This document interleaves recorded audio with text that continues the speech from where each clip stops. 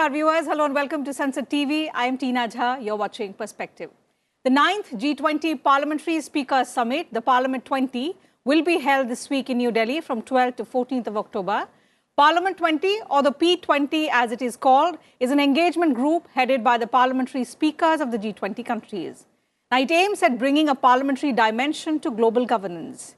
The theme of the P20 this year is Parliaments for One Earth, One Family, One Future. The P20 Summit will have 4 sessions. An exhibition, namely Mother of Democracy, is also being organized to highlight India's ancient and participative democratic traditions. Democracy is an age-old concept in India. Indian democracy comprises the values of harmony, freedom, acceptability, equality, and inclusivity in society, enabling a dignified life for all its citizens. On this broadcast today, we'll try to understand from experts the democratic ethos in Bharat from the ancient era to the present times, with instances from various texts, religions, hymns, and epics, and how the future generations can be inspired to cherish this timeless ethos. It gives me immense pleasure to welcome 2 distinguished guests on this show today. Professor Shashi Prabha Kumar, Distinguished Fellow, Vivekananda International Foundation, and Professor Hiraman Tiwari, Chairperson, Center for Historical Studies, JNU. Thank you to both our guests for joining us on the program today. Professor Kumar, allow me to begin the program today with you. You know, over the past year or so, on multiple occasions, we've heard the Prime Minister assert that Bharat is the mother of democracy. He mentioned it in his Independence Day speech. He then asserted it in his address to the US Congress. And then also we heard his reaffirmation about India being the mother of democracy at the recently concluded G20 summit last month. To begin with, help us and our viewers understand India's democratic legacy, which makes us believe that India has been the home, the earliest home of democratic principles and values. Thank you, Tina ji. You have rightly said that India has been the cradle of civilization, the civilization that is holistic and inclusive, and mother of democracy, because the Indian ethos, since the very early beginnings, from the Rigvedic times, we find traces of participatory democracy, where the people would choose the ruler. I would not say the king, but the ruler, because we find the statements in Rigveda which say, Vishona Rajanam Vrinanaha. Let people choose you just as they choose a king or a ruler. Right. Not only choosing a ruler, but the likability of the ruler is also important. Vishastva sarva vanchantu. Let the people like you. If the ruler is not liked by the people, then he is not going to do good to them. Yoga and Kshema have been 2 concepts in the later Indian thought, but they are available in the very beginning text of Indian thought, that is Rigveda. Yoga Kshemam cha adaya aham bhuyansamuttamah. So says the ruler. The ruler himself is responsible for the welfare of people. So this is a participatory type of democracy where the ruler is not ruling for his own comforts. As Kautilya says, Praja Sukhe Sukham Rajya, Praja Namcha Hite Hitam. Right. The very term Raja is derived from the root Raja Prakriti Ranjanat. A king is a king because he is obliged to take care of his people. Praja, the very word Praja. Praja is the progeny. So there is a relationship between the ruler and the ruled, like a father and the progeny. So this idea of being the mother of democracy, this is very intrinsic to Indian mind. You see, we call our land the mother, Matri Bhumi, our language, Matri Bhasha, our culture, Matri Samskriti. And we have a prayer in the Rigveda which prays for the welfare of people through the grace of these 3, Ida Saraswati Mahi, Tisro Devir Mayo Bhuvah, Barhi Sidantu Vastridha. So the idea of being mother of democracy is very, very old, and it is ingrained in Indian psyche. Right. Because the Indian philosophical thought, of which I have been a student, it not only talks of the self or oneself or an individual, it talks of everybody around me, self and the other. This thought has been percolating in all our texts, be it scriptures, be it poetry, prose, or dramas. If we come to Kalidasa, in his famous play Abhijnana Shakuntala, where Dushyanta is the king, and Dushyanta talks of his duties and talks of his throne as dharmasana. Avishramoyam lokatantradhikara. So says Dushyanta. The word lokatantra is used here. Loka, Jana, and Praja. They are all suggestive of people, and people are like I said earlier, they are like the progeny of the king. Absolutely. And Dushyanta says that I am sitting on this throne, which is Dharmasana. So the very concept of dharma is very important to Indian democracy. Dharma of the king, Raja Dharma, dharma of the people, Praja Dharma. So the nomenclature from Rajapatha to Kartavya Patha recently is not only symbolic, it is reminding us that Indian democracy focuses on obligations rather than rights. It focuses on the welfare of others rather than the pleasures of oneself. So True. I think this idea of dharma kshetre kurukshetre, dharma yuddha, dharma asana, all these are pointers to the concept of the ruler being obliged to take care of his people, and people are obliged to choose a ruler who can take care of their own welfare and not only interested in self pleasures. Kautilya, in the beginning of his Arthashastra, he says, Kritsnam hi shastram idam indriya jaya. The ruler has to begin with ruling oneself. If the ruler is not self-controlled, if he is not following swadharma, he cannot follow the Raja Dharma in a proper manner. So dharma is an overriding factor of Indian democracy as well as of Indian polity, Indian philosophy, and whatnot. Right. One more point I would like to make, because you mentioned that the assemblies, Sabha, Sansad, Samiti, and even Vidatha, the word Sabhasad is also available in the Rig Veda. But the point I want to make is that women were equally allowed to participate in these assemblies. Vashini Tvam Vidatham Avadasi. This is addressed to Indrani Shachi, that you are allowed to, you are going to speak in the assembly, and not only you are going to speak, you are going to control, you are going to command respect in that assembly. Right. So the participation of women in these types of assemblies, which were the assemblies of the learned, scholars, and the members of governing council, the women were participating effectively in all these activities.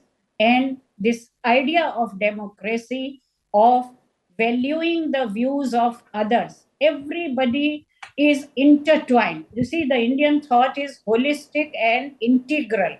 So everybody is connected, interconnected with everything in the world. This vision of unitive idea, this idea of a unitive world is very, very important to understand the Indian form of polity, governance, and democracy. You're right, and that's something that the current Prime Minister has been trying to reiterate when he says equality, inclusivity for India is what has been there in our veins, in our culture since time immemorial. And that is something that we are now trying to propagate through the policy of Vasudhaiv Kutumbakam when we say the world is one family. Professor Tiwari, there is sufficient credible evidence suggesting that democratic ethos, democratic values that Professor Kumar just mentioned, of equality to women, to all sections, of living in harmony, of cooperation in society, they have been part of our culture since ancient times.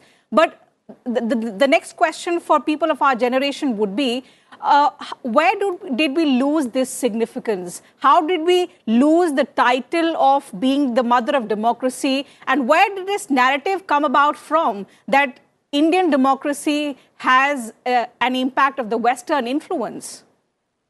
Thank you very much, Tina ji, for this program. And I think after Professor Kumar has spoken, there is not much that one could speak to validate why Indian democracy, democratic values, and particularly what the democracy or rule of law should be based, which is dharma, which I shall try and discuss a little more from a different angle, because Professor Kumar is someone from whom people like us have learned and would learn. But the point here that you have asked two questions, I do not think that we ever lost the democratic values.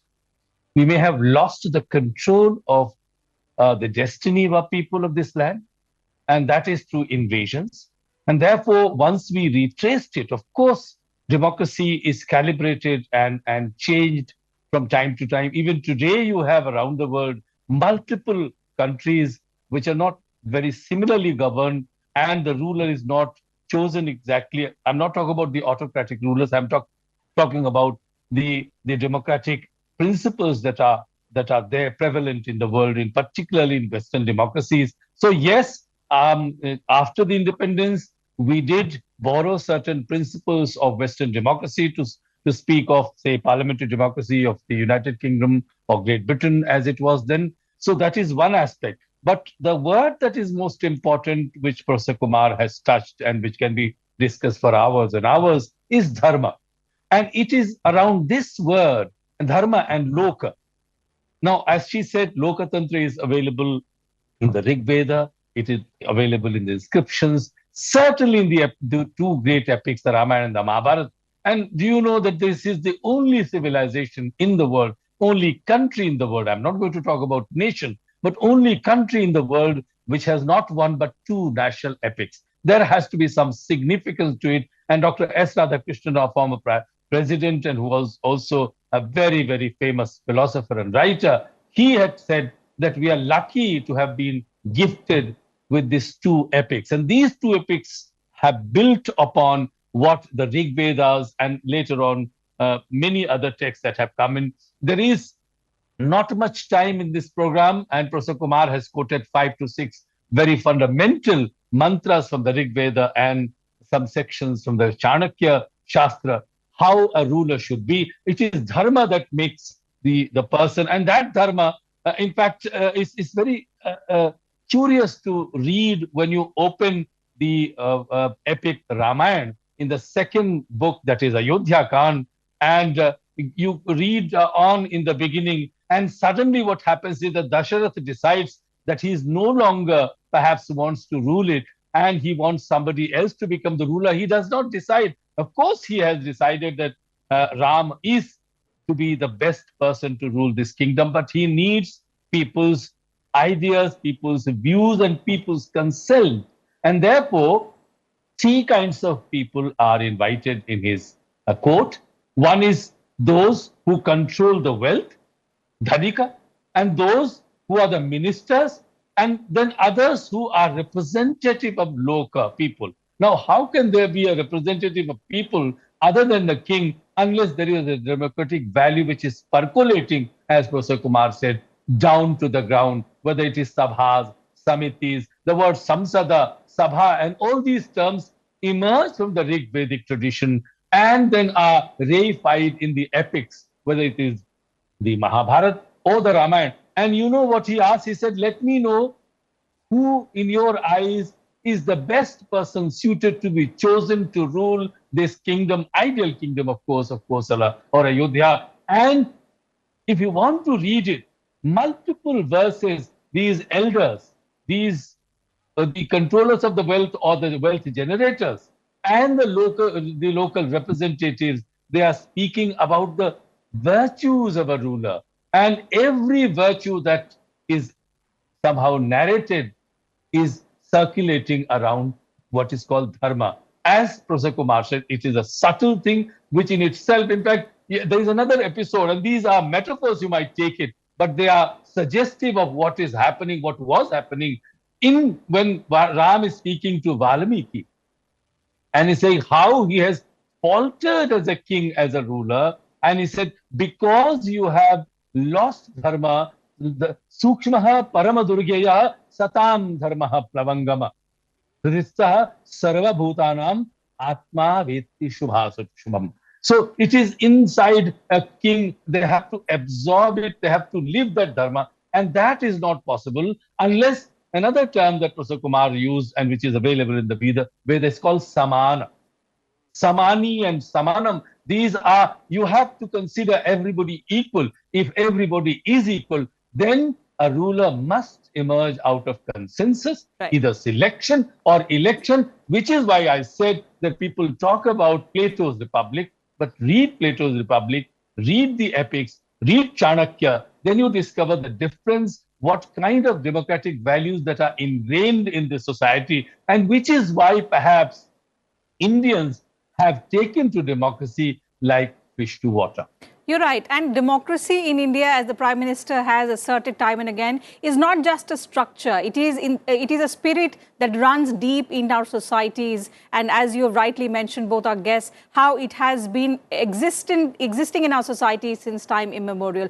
Professor Kumar, the next step then is going to be, now that we are trying to make efforts to reclaim the role, emphasize the message of mother of democracy, both in India and abroad. What more can we do for young Indians to be inspired by the fact that all of these democratic values that we have been propagating, that the world keeps talking about, is something that originated here in India? For us to take pride in the fact that equality, harmony, inclusivity is something that we have propagated all along since our civilization began. You see, I need to elaborate further on the idea of dharma, which was very beautifully illustrated on the basis of Ramayana by my colleague and previous speaker, Professor Hiraman Tiwari ji. Our very prayers in the morning or whenever we do our daily worship, we always pray, Loka samasta sukhino bhavantu. Sarve bhavantu sukhinah, sarve santu niramaya. So what more inclusive than this? We are not talking of only myself, my family, my neighbor, my society. Sarva, the idea of sarva, vasudhaiva kutumbakam. Not only that, we go further. Ayam nijah paro veti granana laguchetasam. They are only the people with a very narrow heart who say that this is mine and that is not mine, that is a stranger. We say we welcome the stranger, we wish well for the stranger. And the idea of family, I would go to the very root of civilization and the very root of where we can learn the lessons of equality, harmony, and inclusivity, and that is the unit of family. The unit of family is very, very important in Indian tradition, where there is a head of the family, and even in a family, the democratic principles are working. There is a head of the family, of course, but he cannot impose his will on others. He takes views of everybody in the family, takes care of everybody's views to be incorporated, and then he works for the welfare of his family. Going beyond the family, then we go to a larger unit, that is society, because there is an organismic relationship in an individual and society. And in between is the family. And family is based on the conjugal relationship of husband and wife, or male and female. So as I mentioned earlier, there is a perfect parity between the male and female. There is a very, very strong emotional bonding among the members of family, where everybody goes together, works together, they think together. That is what the Vedic civilization teaches us. Sangachadvam, samvadadvam, samvo manansi janatam. So the ideas of sauharda, friendship, samanasya, And then we come to the Saumanasya. Samanasya is our mind should think alike. We should think for a common goal, and that common goal will be so broad and in fact, it will be so inclusive that it will cover even those whom I do not see. There is a prayer in the Atharva Veda which says, Yascha pashyami, yascha na pashyami, teshu ma sumatim kridhi. May my mind be noble towards those whom I cannot even see. So we are based on the concept of ahimsa, samata, and the sarva bhuta hita, well-being of everybody. And in this G20 summit, we had different groups working together. Incidentally, I was member of a group that was TF3, Task Force 3, which was working on the idea of lifestyle for environment. So we were not only working with goodwill towards our fellow beings, but we were also concerned with the nature around us, the trees, the rivers, the animals, the birds, and what not. So the Indian psyche, the Indian mind has been unitive, as I said earlier. One thing, one consciousness, one spirit is pervading in everybody, but every tiny individual is important. Everybody has his or her own individual identity which needs to be taken care of. And this idea of taking care of everybody's identity, taking care of everybody's views, and the idea of dialogue, which is very important in Indian thought. Dialogue based on tolerance. You see, the idea of tolerance is very important because we are so liberal. The Rig Veda says, Ekam Sat Vipra Bahudha Vadanti. Reality may be one, but people, the scholars speak of it in different ways. So there are different narratives, different ways, different views. But the ultimate goal, the common goal is that Sarve Bhavantu Sukhina. Everybody should be happy. Everybody should be at peace. When we pray for peace, we do not pray for the peace in our own country. We pray for the global peace. Vishwa Shanti, Vishwa Bandhutva, Mitrasya Chakshusha Aham Sarvani Bhutani Samikshe. I should look at everybody with an eye of friendship. Bhutani is not only living beings, even the objects, I should look at them with a friendly eye. You're and right. then, only then, when I develop this idea of friendship, this global friendship, then I can pray for a meaningful peace which is around me in all the elements of nature. Dyau Shanti, Antariksham Shanti, Prithvi Shanti, Apah Shanti, Oshadhayah Shanti. And ultimately it comes to Sa Ma Shanti Redhi. Let that Shanti, that peace come to me, which is there in all the elements around me. These are the waters, the rivers, the plants, the trees, the sun, the moon, and the space, the mid-space, and the sky. So you're right, this Professor. idea of Vasudhaiva. That spirit that you talk about of taking everyone together has been the guiding philosophy behind the G20 theme under India's presidency of one world, one family, one future. Professor Tiwari, if I may come to you and understand from you, because we've learned from both of you, we've been enlightened about how we have a rich legacy, something to be proud of, but we need to carry it forward. Perhaps there may have been some kind of impact, colonial, past that may have impacted that sense of pride that we have in our civilization and something that it boasts of. But in future, how can we encourage healthy discussions on India's democratic legacy, inspire our future generations to cherish these timeless ethos? We are seeing some efforts being made by the government. There are exhibitions on Bharat, the mother of democracy, being held. It was held at the G20 Summit. There is also one coming up at the upcoming P20 Summit this week. But all in all, to percolate it down to the society, to take pride in the fact that this is all that we believe in. We believe in taking everyone along. Thank you very much. This is a good question. I think, as you mentioned right in the beginning, um, India is perhaps the most ideal, if not perfect, and very natural home for what is called now P20. You could make it a permanent home. But of course, this is the global order. So now that through G20, we have come to P20. So it is, there are a couple of words which, of course, somehow become the center point of Indian democratic values. And they have been discussed here by Professor Kumar, and I have also mentioned it. One is samana, that is equality, which has been so much discussed and debated, is being debated. But the debate on equality is something which is very unequal around the world. In India, there is no scope for this debate to be unequal, because that is what we have got and inherited from our legacy, from our civilization. And the second, of course, is the duty, dharma. Adhikara comes much later. Unless you have perfected the equality and the duty, you cannot be entitled to it. Now, we have been given a democracy, and there is, every reason to say that we may have learned the modern Indian democratic values in India, have imbibed a lot of things that have happened in the West.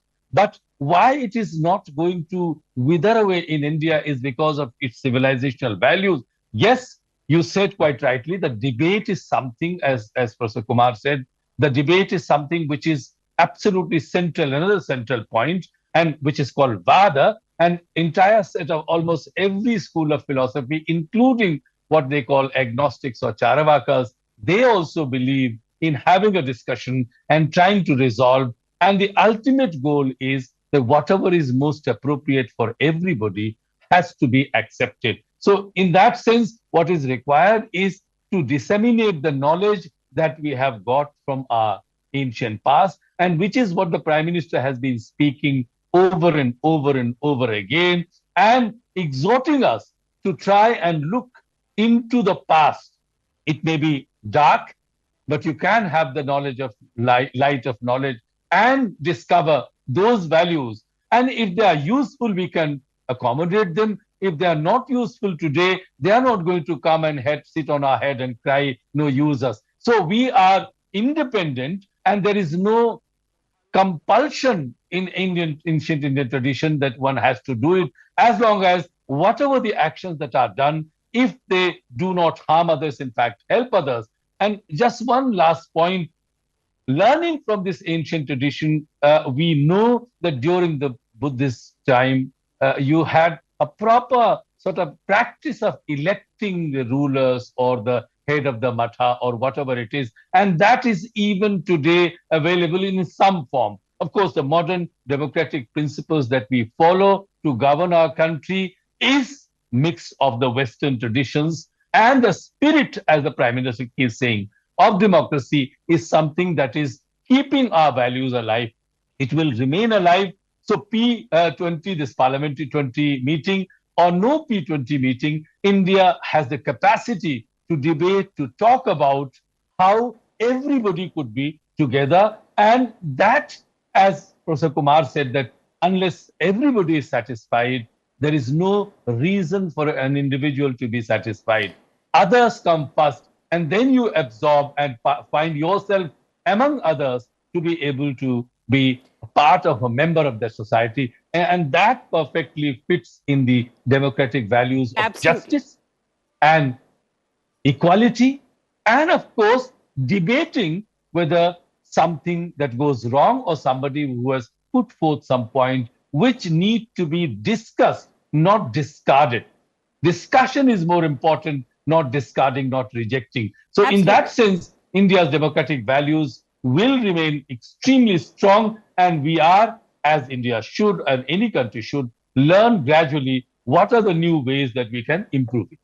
Very rightly said. So the fact is that India has strong roots of democracy. We need to move forward now with the collective strength of the people, because as the Prime Minister rightly said, collective power of Indians will provide a solution to every challenge. We are going through a very interesting phase, the phase of transformation, wherein we are seeing India progress rapidly despite the global challenges. And to achieve Vision 2047, this collective strength is something that is going to sail us through to our vision. That having been said, we'll have to wind up the program. Time allows me to take up only that much on this edition of Perspective. Thank you, Professor Kumar, Professor Tiwari, for enlightening us and, sharing insights on this very, very important topic. And thank you, viewers, to you as well for your valuable time.